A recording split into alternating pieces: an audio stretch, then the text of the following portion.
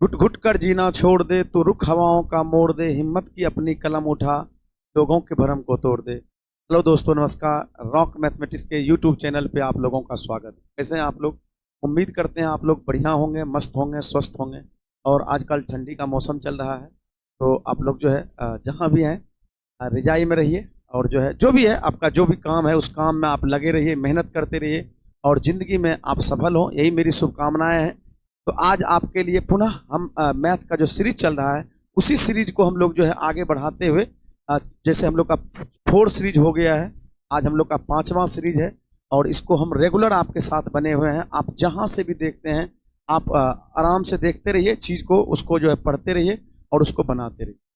चलिए, तो आज हम लोग का जो है पहला सवाल है। पहला सवाल है कि एक दुकानदार ने एक पैकेट काजू 144 रुपये में बेचकर उतने ही प्रतिशत का लाभ कमाया जितना उसका क्रय मूल्य। तो वस्तु को बेचने में कितना लाभ हुआ? ऐसा सवाल हम लोग पीछे भी पढ़े थे, लेकिन ये सवाल जो है ना, ये सवाल में थोड़ा सा चेंज ये है, उसमें हम लोग को क्रय मूल्य पूछता था और इसमें हमको लाभ पूछ रहे हैं, बस ये अंतर है। और ये बढ़िया सवाल है आपके लिए, आप सवाल को सोच के बनाएंगे। हम उस समय भी बोले थे ऐसे सवाल को आप ऑप्शन से बनाइए, और यहाँ भी आप सवाल को ऑप्शन से बनाएंगे। तो क्या है सवाल, आइए देखा जाए।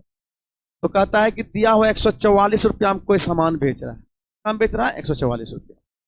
तो हम लोग को कहता है कि उतना ही प्रतिशत का लाभ हो रहा है जितना वो खरीदा था, और कह रहा है वस्तु को बेचने में लाभ हुआ है, कितना रुपया का लाभ हुआ है। तो हम लोग क्या करते हैं भाई, ऑप्शन लेते हैं कि कौन सा ऑप्शन है लाभ। हम लोग मान लेते हैं कि लाभ में जो है ये हम लोग को एसपी है, और ये लाभ मान लेते हैं हम लोग कि लाभ 80 रुपया रहा होगा। ऐसे हम लोग सोचें, अगर 80 रुपया लाभ रहा होगा तो हम लोग जानते हैं ऐसा बात, एसपी घटा, यानी हम लोग का होता है प्रॉफिट बराबर एसपी घटा सीपी। आप ये जानते हैं कि अगर हमको लाभ चाहिए, सीपी चाहिए, तो सीपी बराबर होता है एसपी घटा प्रॉफिट। ये हम थ्योरी में चर्चा करते रहते हैं, तो ये तो ठीक है, हम यहाँ आपको लिख के बताएं। लेकिन आप ऐसे भी सोच सकते हैं कि 144 रुपया में हम कोई सामान बेचे तो 80 रुपया का लाभ हुआ, तो इसका मतलब हम चीज़ खरीदे कितना? हम खरीदे थे हम लोग 64 रुपया, इसका मतलब इसमें घटा 64 रुपया हम खरीदे थे।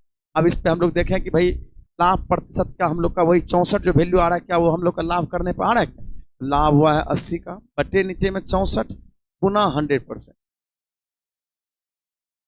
नीचे में 64 गुना 100%। ये हम लोग का जो है कभी भी ये हम लोग का 64 के बराबर नहीं आएगा। देखिए, इसका मतलब ये हम लोग का ऑप्शन से नहीं बनेगा।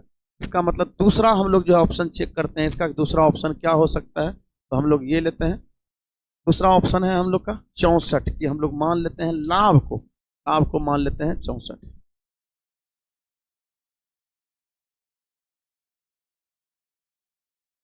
ये हम लोग का लाभ दिया हुआ है 64, ऐसा हम लोग। तो अगर लाभ 64 है तो सीपी कितना रहा होगा, घटा दें हम लोग का, ये हो जाएगा आपका 80, यानी 144 में हम लोग 64 घटा रहे हैं 80।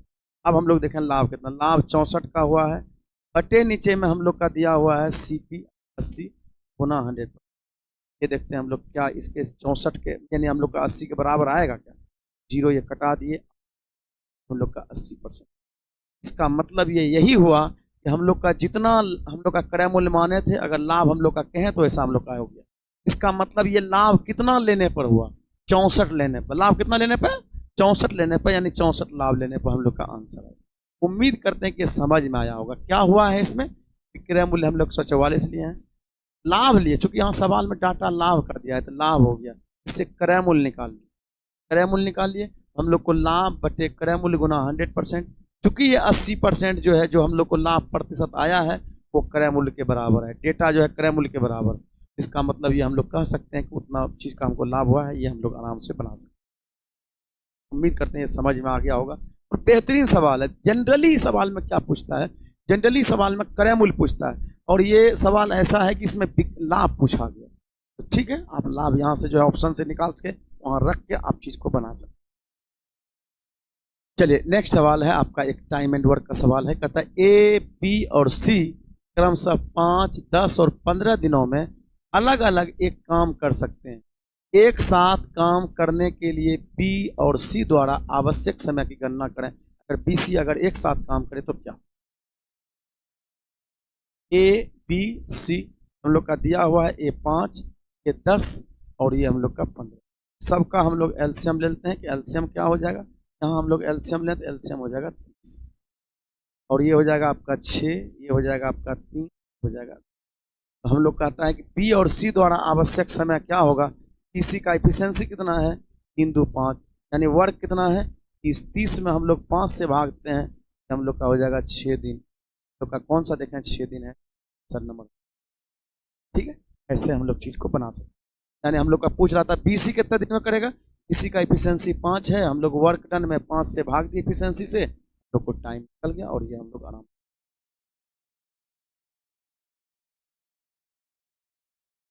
एक व्यक्ति 2009 ईस्वी में 88,000 रुपया वार्षिक आय प्राप्त करता, जो 1999 ईस्वी के आय से आय का 10% अधिक है। आय का 10% अधिक यानी आय जितना भी था उससे 10% का या से जो भी से 10% अधिक है। तो 1999 में उसकी वार्षिक आय कितनी थी, क्या थी ये बताना। 2009 में ये दिया हुआ है, 1999 में हम लोग को जो है कितना था ये पता। हम लोग मान लेते हैं इसका कितना वृद्धि हुआ है 10%। 10% का फ्रैक्शन वैल्यू होता है हम लोग का 10/100, 10% का, इसका मतलब 1/10। हम कहें कि 1999 में ये 10 था और क्योंकि वृद्धि हुआ है 2009 तक में तो ये हो जाएगा 11। 10 से हो गया है कितना 11, 10 से 11 हो गया।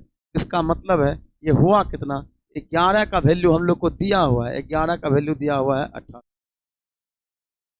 एक बराबर आपको 8,000। ये हम लोग का पूछ रहा है सवाल में, बताइए उसकी वार्षिक आय तो 1999 में कितनी थी, 1999 में था, ये हम लोग का निकल जाएगा 80,000 आंसर हो जाएगा आपका।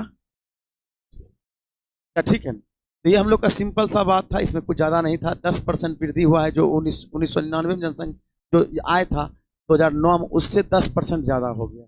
10% का फ्रैक्शन वैल्यू 1/10 होता है। इंक्रीज करना मतलब 10 से बढ़ जाना, 11 हो जाना।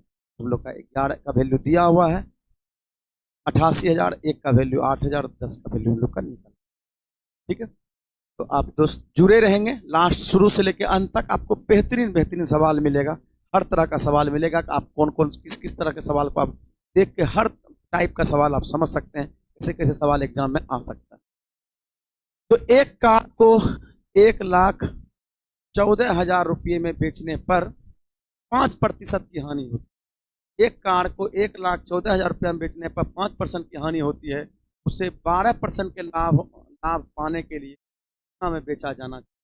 सवाल कि एक कार को 1,14,000 रुपया में बेचने पर 5% की हानि है, उसे 12% लाभ कमान पाने के लिए कितना प्रतिशत कितना में बेचा जाना चाहिए। ठीक है, ये हम लोग को दिया हुआ है भाई, क्या दिया हुआ है क्रय मूल्य दिया हुआ है। 5% की हानि होती है, 5% का फ्रैक्शन वैल्यू हम लोग का होता है 1/, हानि का बात करें तो ये हो जाएगा 19/20 यानी हानि। चूंकि हम लोग को दिया है 1,14,000 रुपये, ये हम लोग को क्या दिया हुआ है, ये दिया हुआ है हम लोग को विक्रय मूल्य, विक्रय मूल्य दिया। हम लोग जानते हैं कि लाभ हानि जब भी होता है क्रय मूल्य पे होता है, जब विक्रय मूल्य पे हो तो हम लोग क्या करेंगे फ्रैक्शन को उल्टा देंगे। यानी उल्टा देने का मतलब है कि 20 चला जाएगा ऊपर, 19 हो जाएगा नीचे। आपका ये आपका क्रय मूल्य हो गया। अब हम लोग क्या करें इस पे, हम लोग इस पे फिर कहता है उसे 12% लाभ पाने के लिए कितना बेचा जाना चाहिए। तो आपको क्रय मूल्य निकाल, अब 12% लाभ दे के हम लोग इसका विक्रय मूल्य निकाल देंगे। 12% लाभ 112/100 कर देंगे, 12% लाभ 12/। अब इसको हम लोग सोल्व कर देते हैं, जो भी आ जाए। ये हो जाएगा 19 से 60 14 से 60 बार में कट जाए और ये हो जाएगा 1200 गुना यहाँ 112 हो जाएगा, सर गुना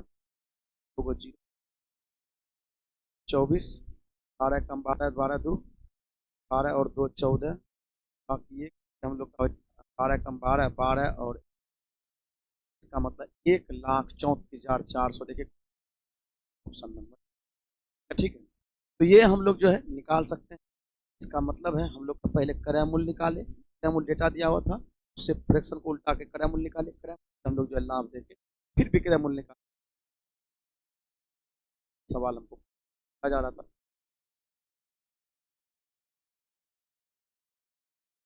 चलिए नेक्स्ट सवाल है। चलिए आदमी और काम वाला सवाल है जो हम लोग को देखा जाता है, पुरुष और महिला वाला। इस तरह का भी सवाल आपको एग्जाम में आ सकता है, बहुत इंपॉर्टेंट सवाल है। 6 आदमी एक काम को 13 दिनों में करते हैं तथा 18 औरत उसी काम को 13 दिनों में करती है, तो 9 आदमी और 12 औरत मिलकर उसी काम को कितने दिन? ठीक है, कि हम लोग ऐसे कहते हैं कि 6 आदमी एक काम को 13 दिन में तथा 18 औरतें उसी काम को 13 दिन में। ये भी दिया हुआ है 13 दिन। 13 दिन 13 दिन तो कॉमन है भाई। ये हम लोग का 6 या 18 हो जाएगा। मैन इज टू वोमेन हो जाएगा हम लोग का, मैन का हो जाएगा 3, वोमेन के इधर। अब जो हम लोग को सवाल में कहा जा रहा है कि हम लोग को निकालने के लिए, तो बताइए, कहता है तो 9 आदमी और 12 औरत मिलकर कितने दिन में करते हैं? तो कुल काम है कितना? काम ये है 6 या 18। एक मैन का एफिशिएंसी 3, 6 को मैन या तो इस पे लें या इस पे लें। 6 मैन का 6 या 18, ये आपका टोटल काम। यही काम को कर रहा है कौन? कहता है अब 9 आदमी, एक आदमी का एफिशिएंसी 3, 7 या 27, और एक औरत का एफिशिएंसी 1 दिन में हो जाएगा भाई 18 गुना बराबर छोड़ दें, 39 गुना 39, 3 आते हैं 6 या 18, टाइम निकल 6 दिन। कौन सा ऑप्शन है? ऑप्शन नंबर हो जाएगा। बहुत बढ़िया सवाल है, इस तरह का जो है एग्जाम, हर एग्जाम में पूछा।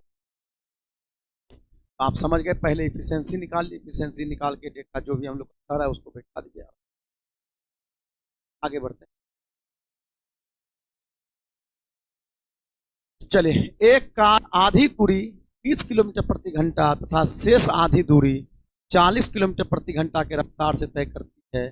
40 किलोमीटर की दूरी तय करने में उसे कितना समय लगेगा ये का, यानी इसका मतलब है दूरी भी दिया हुआ है। बहुत इजी लग रहा है सवाल जो है। 40 किलोमीटर दूरी दिया हुआ है हम लोग को, 40 किलोमीटर दूरी दिया हुआ है, उसमें से कहता है आधी दूरी हम लोग को दिए 20 के चाल से जाता है और शेष आधी दूरी 40 के चाल से जाता है। तो उसका पूछ रहा है समय कितना। ठीक है, 40 किलोमीटर है तो उसका आधा कितना हो जाएगा भाई 20। दूरी बटे हम लोग जानते हैं दूरी बटे चाल समय होता है, पहले 20 के चाल से जा रहा है, फिर वो आधी दूरी यानी 40 में से फिर आधा यानी 20 किलोमीटर फिर जा रहा है, अगली बार 40 के चाल से जा रहा है। ये हम लोग को हो जाएगा 1 घंटा, ये हो जाएगा हम लोग का आधा घंटा। 1 घंटा प्लस आधा घंटा 3.5, 1.5 घंटा हो जाएगा आपका बटे 2। तो ऑप्शन दिया हुआ है क्या? 1.1/2 घंटा, ये हम लोग को निकल जाएगा, ऑप्शन नंबर हो जाएगा। तो हम लोग 3/2 करते हैं, ऐसे हम लोग का ये निकल गया 1.5 घंटा, 1.5 घंटा। ठीक है, तो ये हम लोग का जो है दिया हुआ था आधा दूरी 20 के चाल से, आधा दूरी 40 के चाल से निकाल। चलिए अगला सवाल है नेक्स्ट। एक समद्विबाहु त्रिभुज में यदि समान भुजा 8 सेंटीमीटर और समान भुजा 5 सेंटीमीटर है तो त्रिभुज का क्षेत्रफल क्या? मेंसुरेशन का क्वेश्चन है, और मेंसुरेशन में भी ये एक तरह से ज्योमेट्री का भी क्वेश्चन है, क्योंकि हम लोग का चूंकि क्षेत्रफल पूछ रहा है, जो मेंसुरेशन और ज्योमेट्री दोनों में आता है। तो आपको हम थ्योरी से बताते हैं, ऐसे तो इसका फार्मूला होता है, बहुत लोग जो फार्मूला याद रख सकते हैं, लेकिन इसको आप थ्योरी से कैसे सोच के आप बना सकते हैं, आप ये सोचिए। अब थोड़ा सा बात जानिए।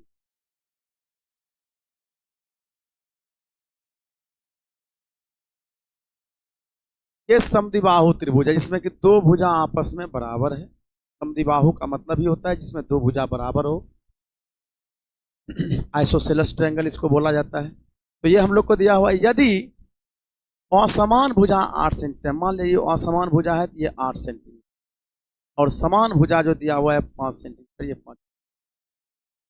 आप समद्विबाहु और समबाहु त्रिभुज में ये समझिए, जो लंब होता है यानी जो इसका ऊंचाई होता है, जो ऊपर से हम लोग लंब डालते हैं, ये समद्विबाहु त्रिभुज और समबाहु त्रिभुज को बराबर भागों में बांटता है, बराबर क्षेत्रफलों में बांटता है। इसका मतलब ये हम लोग को समझ में आ गया भाई।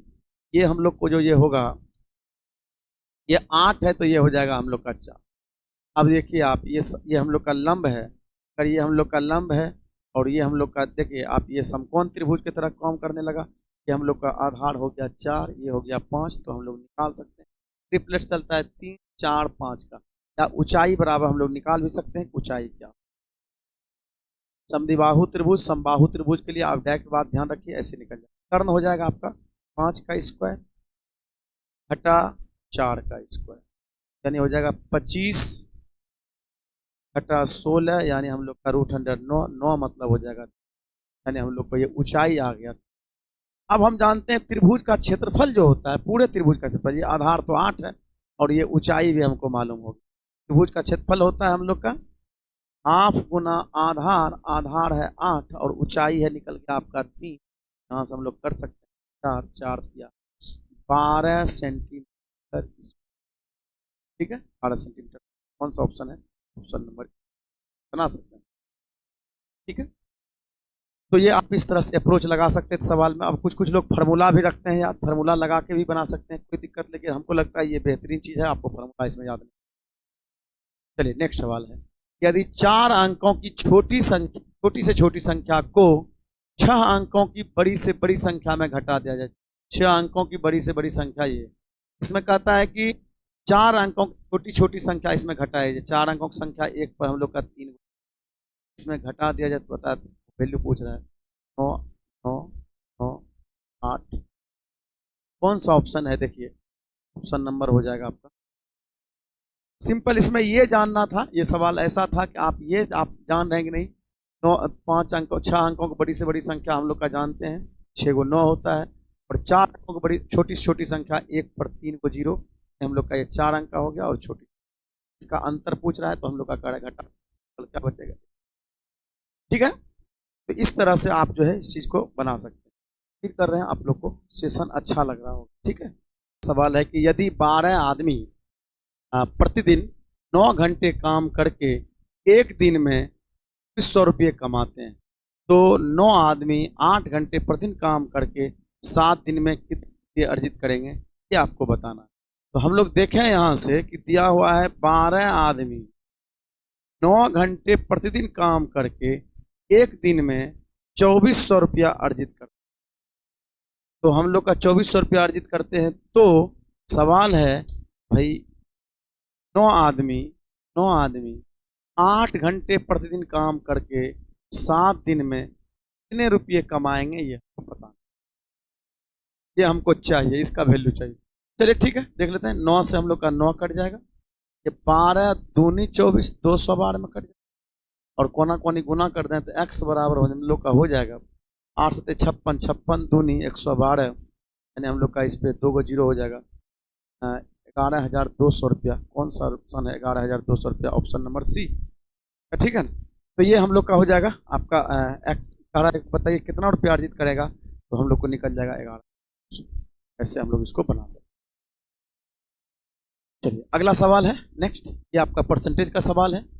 एक परीक्षा में एक परीक्षार्थी अधिकतम अंक का 30% अंक पाता है, अधिकतम अंक का 30% पाता है, और वह 30 अंकों से फेल हो जाता है। दूसरा परीक्षार्थी अधिकतम अंक का 45% अंक प्राप्त करता है और 15 अंकों से पास कर जाता है। तो कहता है अधिकतम अंक तथा पास करने के लिए आवश्यक प्रतिशत बताइए क्या है। तो ऐसे सवाल जब भी आवे तो आप क्या करेंगे, प्रतिशत का अंतर लेंगे हमेशा। तो प्रतिशत का अंतर कितना परसेंट का है? 15% का। और अगर दिया रहे सवाल में एक फेल होता है, दूसरा पास से अधिक लाता है, इसका मतलब फेल और पास अंकों को जोड़ना होगा, ये हो जाएगा 45। तो हम लोग कहेंगे 1% बराबर जो निकलेगा आपका, ये हो जाएगा 3, 100% बराबर हो जाएगा आपका 3। हम लोग देखें, कहता है कि बताइए अधिकतम अंक, आंसर हम लोग निकाल के मार सकते हैं, ठीक है। तो ये हम लोग कर सकते हैं। दूसरा, आप ये भी अगर सिंपल निकालना होता, सिर्फ आपको प्रतिशत पास निकालना होता, प्रतिशत निकालना होता, तो आप क्या कर सकते हैं, तो यहां से आप बात को समझिए क्या करते। हम लोग लिखते खाली उल्टा लिखते, 45 अंक जो है वो 15% के बराबर। हमको चाहिए भाई कितना, 30 अंक लाया होगा तो कितना परसेंट, 30 अंक से फेल हुआ, क्या परसेंट से फेल हो गया, 15 गुना 30 बटे नीचे में 45, यानी हम लोग का 10% हो जाएगा। 10% से ऐसे तो हम लोग का आंसर ये पता चल ही गया है, फिर भी हम लोग देख लेते हैं कि अगर सिर्फ प्रतिशत पूछता तो हम लोग क्या करते, इसका मतलब 10% से फेल हो गया था, 30% अंक लाया था और 10% से फेल हो गया था। अगर हम इसको 10% दे देंगे ये क्या हो जाएगा, पास। यानी इसका मतलब है 40% में पास होगा। एग्जाम में आपको कुल पूछे तो ऐसे बनाइए और 5% पूछे तो ऐसे बनाइए, आप निकाल। ठीक है, नेक्स्ट सवाल है हम लोग का, अगला सवाल ये भी आपका मेंसुरेशन का सवाल है। एक तांबे के तार को एक वर्ग के आकार में मोड़ा जाता है और यह 30.25 सेंटीमीटर स्क्वायर के क्षेत्रफल में प्रतिबद्ध है। इसका मतलब है एक तांबे के तार के वर्ग के आकार के रूप में मोड़ा जाता है, वर्गाकार रूप में मोड़ा, और इसका एरिया दिया हुआ है 30.2। तो जानते हैं वर्ग का क्षेत्रफल होता है भुजा स्क्वायर आपको दिया हुआ है 30.2। इसका हम लोग वर्गमूल निकालेंगे, ये हो जाएगा आपका 5.5, यानी हम लोग का 5 का 5 हो जाएगा, 6 पंजे 30, एक बढ़ा के लेते हैं 5.5, यानी ए का वैल्यू जो है हम लोग का 5.5 आ। अगर ए का वैल्यू 45.5 हो गया, अब आगे कहता है यदि इसी तार को मोड़कर एक वृत्त बनाया गया, यही तार जो मोड़ा गया था इसको मोड़ के एक वृत्त बनाया होगा तो ऐसे बनाया। इसका मतलब ये जो तार था कितना लंबाई था, लंबाई देखने के लिए आपको करना होगा, वर्ग का परिमाप होता है 4a, 4 गुना भुजा, यानी इसका मतलब है कि हम लोग का हो जाएगा 5 ये हो गया परिमाप, ये हो गया वर्ग का परिमाप, वही परिमाप को वृत्त के रूप में मोड़ दिया। इसका मतलब ये 2πr के बराबर हो जाएगा, 2πr के बराबर। तो यहाँ से हम लोग का देखेंगे 5 चौक 20, 5 चौक 20 और 2 22, ये हो जाएगा 22, और ये हो जाएगा 2 गुना 22/7, तो का 22 से 22 कट जाएगा, r बराबर हो जाएगा, r बराबर 7/2। हमको चाहिए क्या भाई, हमको चाहिए वृत्त का एरिया चाहिए। वृत्त का एरिया होता है πr², यानी हम लोग का ये हो जाएगा 22/7 गुना r जो होता है हम लोग का, r का वैल्यू हम लोग रखते हैं यहाँ पे, r का वैल्यू 7/7, ये कट जाएगा, ये 2 से हम लोग का 11 बार में, ये हो जाएगा हम लोग का 77/2, तो का भाग दे देंगे, आपका 35 35 36 38 पॉइंट हो जाएगा, 38 पॉइंट, ठीक है, 0.5 कौन सेंटीमीटर स्क्वायर, चूंकि एरिया पूछ रहा है 38 सेंटीमीटर, 0.5 सेंटीमीटर स्क्वायर, ठीक है। तो ये हम लोग जो है निकाल सकते हैं। पहले हम लोग क्या किए, उसका क्षेत्रफल दिया होता भुजा निकालिए, परिमाप उसका भी निकालिए, इसका परिमाप बराबर कर दिए, क्योंकि उसको जैसे मोड़ा गया था उसी तरह से इसको भी मोड़ा गया, इसका परिमाप इसके परिमाप के बराबर होगा, r का वैल्यू निकल जाएगा, और ये हम लोग। चलिए नेक्स्ट सवाल है, ये भी आपका 2200 रुपये का मिश्रधन 4 वर्ष में 2816 रुपये हो जाता है, तो 1200 रुपया का उसी साधारण ब्याज की दर से 4 वर्ष में कितना रुपया मिश्रधन होगा, मिश्रधन बताना। तो आइए देखते हैं। तो ये हम लोग को दिया क्या है भाई, 2200 रुपया, 2200 रुपया मिश्रधन 4 वर्ष में 2816 रुपया हो जाता है। 2200 रुपया था, 2816 रुपया हो गया क्या वर्ष में, तो 1200 रुपये का उसी साधारण ब्याज की दर से 4 वर्ष में कितना मिश्रधन होगा, मिश्रधन यानी अमाउंट बताना। 4 वर्ष का 1200 रुपया मूलधन है, 4 वर्ष का बताइए अमाउंट क्या होगा। आइए देखते हैं। तो ये हम लोग का मूलधन ये है, ये मिश्रधन है, कितना बढ़ा है 616 रुपये। क्या वर्ष में बढ़ा है, पहले तो ये देख लेते क्या वर्ष में बढ़ा है, तो 4 से हम लोग भाग, 15 चौके 60, और ये हम लोग हो जाएगा 4 चौके 16, यानी 54 रुपया प्रत्येक वर्ष बढ़ रहा है, प्रति ईयर बढ़ रहा है, यानी 154 रुपया पर ईयर, ये इतना के दर से ये बढ़ रहा है। इतना रुपया जो बढ़ रहा है ये किससे बढ़ रहा है, क्योंकि हमको रेट चाहिए, क्या उसी दर पे लगाया है तो हमको रेट चाहिए। इतना रुपया जो बढ़ रहा है 154 रुपया किससे बढ़ रहा है, 2200 से बढ़ रहा है, गुना 100%। ये हम लोग का देखें भाई, क्या देंगे 7 बार में, यानी 7% रेट, रेट जो हम लोग को आ गया है 7% रेट आया है, 7% रेट से ये हम लोग का बढ़ रहा नहीं, रेट आ गया 7%। अब समय है 4 वर्ष, मूलधन है 1200 रुपया, 1200 रुपया मूलधन, 7% के रेट से बढ़ा 4 वर्ष, 7 चौके 28, यानी मिश्रधन चाहिए हमको 128% निकाल दें, है कि ब्याज होता है सच्चों के 28%।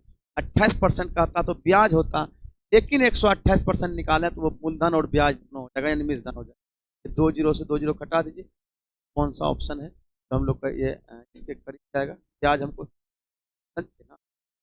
तो ये हम लोग का निकाल लेंगे भाई, 12 96 6, फिर हम लोग का हो जाएगा 12 दूनी 24, 24 और 9 33, बाकी हो जाएगा आपका 3। फिर हम लोग का 12 कम 12, 12 3 15, 1536 रुपया। कौन सा ऑप्शन है? ऑप्शन नंबर चल गया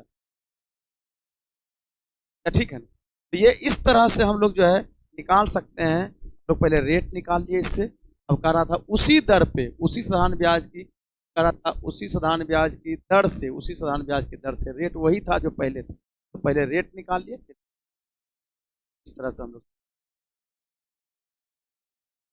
नेक्स्ट अगला सवाल है कि किसी संख्या के 65% को उस संख्या में से घटाया जाए। किसी संख्या के 65% को उस संख्या में घटाया जाए तो परिणाम 784 के वर्गमूल के बराबर आता है।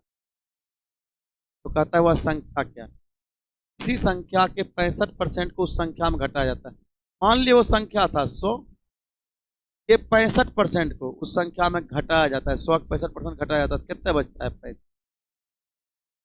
35 बचा, 35 यूनिट बच गया। कहता है कि घटाया जाए तो परिणाम, परिणाम जो आता है 784 का वर्गमूल आता है। 784 का वर्गमूल जो होता है ये हम लोग को बराबर हो गया 28 के बराबर। कहता है बताइए वह संख्या क्या था? तो वह संख्या तो हम लोग 100 माने थे, तो संख्या 100 था, तो 100 का वैल्यू क्या? ये 28 गुना 100 बटे नीचे इसे बना दे, 7 पचे 35, 7 चौके 28 और 5 से कट जाएगा 2, 20 बार में नंबर। तो आप ये भी समझ गए होंगे भाई, बहुत बढ़िया सवाल था कि आप मान लिया जाए कि संख्या था 100, उसमें 65% कहता है कि 65% को उसमें घटाया जाए, 100 में से 65 घटाया जाए तो बचेगा कितना? 35। कहता है परिणाम 784 का वर्ग हासिल होता है, 785 वर्गमूल हासिल होता है, तो वर्गमूल हो गया हम लोग का इसका 28, यानी हम लोग का ये 28 हो गया। 35 बराबर 28, ठीक है, आगे बढ़। अगला सवाल है कि राघव ने 20 लीटर दूध 15 रुपये प्रति लीटर के दर से, 20 लीटर दूध खरीदा है, दूध 15 रुपया प्रति लीटर के दर से, और 12 रुपया प्रति लीटर की दर से 60 लीटर। दो प्रकार का दूध खरीदा है, दो तरह से अलग अलग। 20 रुपया जो खरीदा है 15 के भाव से खरीदा है, और 12 रुपया प्रति लीटर जो के दर से जो खरीदा है वो 60 लीटर खरीदा है। कहता है दोनों को 30 लीटर पानी में मिला दिया, दोनों को 30 लीटर पानी में मिला दिया, और कहता है उसे लगभग किस भाव से बेचें कि 20% का क्या हो जाए? तो देखिए ये थोड़ा सा यूनिक सवाल लग रहा है, आप इसको समझना है क्या हो रहा है। 20 लीटर राघव ने 20 लीटर पानी, 20 लीटर दूध जो है 15 रुपया लीटर के दर से खरीदा, 20 गुना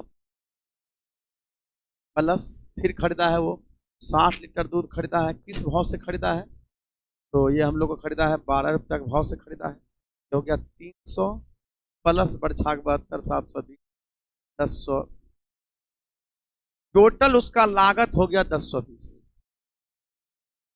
टोटल इन्वेस्टमेंट हो गया उसका 1020। अब इस बात को यहां से समझना है क्या। अब कहता है उसमें मिला दिया 30 लीटर पानी, पहले था कुल कितना था? 20 लीटर और 60 लीटर, 20 और 60 कितना? 80, 80 लीटर तो पहले था 30 लीटर और उसमें पानी डाल।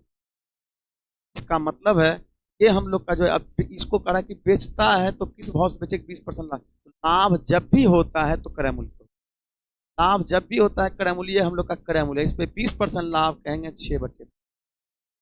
और अब जो मात्रा जो हो गया, मात्रा जो पहले जो 80 लीटर था वो अब 110 लीटर हो गया, क्योंकि उसमें पानी भी मिल गया। इसका मतलब 110 लीटर वो सामान। चलिए ठीक है, कटाते हैं हम लोग, 5 से पहले कट जाता है, 5 दूनी 10, 5 चौके 20, ये हम लोग। चलिए इसको हम लोग लिखते हैं 6 चौके 24, 6 दूनी 12 बटे नीचे में 110, तो हम इसलिए नहीं कटाए 5 से भाग देने में थोड़ा आसानी हो। अब यहाँ से देखते हैं, 11 से भाग दीजिए, एक अंक के बाद 0 को रहने देंगे, एक अंक के बाद पॉइंट हम लोग बैठा देंगे। 11 से भाग दें, 11 कम 11, बचा कितना 1 2 12, फिर 11 कम 11, फिर हम लोग का लगाव है 1 4, फिर हम लोग का 11 कम 11, ये हम लोग का लगा यानी अब बचा कितना 3, 3 बचा, तो इसका मतलब है अब हम लोग का पॉइंट देंगे 11 से 11 दूनी 22, ये हम लोग का। लेकिन नीचे हम लोग अभी जीरो का काम नहीं किए, तो ये हो जाएगा हम लोग का 11.12 पॉइंट उधर खिसक जाएगा, कितना रुपया पर लीटर मूल्य हो जाएगा। कौन सा ऑप्शन है? ऑप्शन नंबर जो ऐसे बना। बहुत बढ़िया सवाल था और बहुत अप्रोच बढ़िया से बना दिया आपको, तो करके उम्मीद करते हैं आपको बढ़िया समझ में आ रहा होगा। ठीक है, और जो है आपको अगर आप रेगुलर बने रहते हैं तो हमको लगता है आपको अच्छा समझ में आता है, और अगर आप लास्ट तक देखते हैं तो हमको लगता है हर चीज़ थोड़ा धीरे धीरे से आपको समझ में आ जाए। और बाकी आप लोग दोस्त ऐसे ही प्यार बनाए रखिए।